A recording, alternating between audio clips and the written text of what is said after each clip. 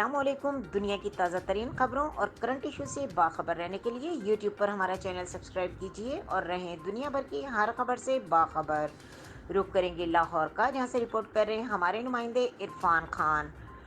جوہر town وزیر اعظم عمران خان کا ترجیحی منصوبہ ایل ڈی اے سٹی نیا پاکستان اپارٹمنٹس بربادی کے قریب پہنچ گیا۔ 10 ماہ کے منصوبے کے 7 ماہ گزر گئے، اپارٹمنٹس کی بنیادیں تک مکمل نہ ہو سکیں۔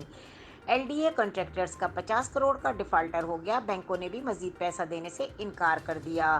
فرانسیسی کار میکر بیجو کی پاکستان میں دھماکہ دار انٹری، جدید ترین ماڈل متعارف۔ ایل ڈی اے سٹی نیا پاکستان اپارٹمنٹس منصوبہ عملی طور پر مارچ میں شروع ہوا تھا۔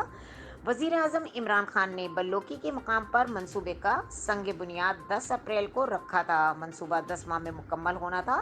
ابھی تک نہ ایک اپارٹمنٹ بنا، نہ ڈیزائن فائنل ہوا۔ ایل ڈی اے اور نیسپا کی نااہلی سے بلڈنگ کی بنیادی لیول کا تعین ہی نہیں کیا جا سکا۔ ایل ڈی اے نے 1 ارب کی بریج فنانسنگ 50 کروڑ استعمال کیے، جبکہ باقی روک لیے گئے۔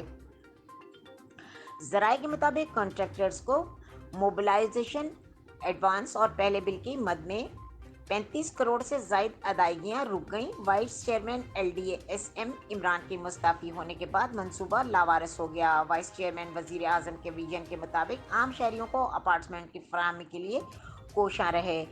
ایس ایم عمران کے جاتے ہی ایل ڈی اے منصوبہ کھڈے لائن لگا دیا گیا۔ ایل ڈی اے کی عدم دلچسپی دیکھتے ہوئے بینکوں نے بھی اکاؤنٹ سے پیسہ جاری کرنے سے انکار کر دیا۔ مزید خبروں اور اپڈیٹ کے لیے دیکھتے رہیں کے نیوز چینل انٹرنیشنل۔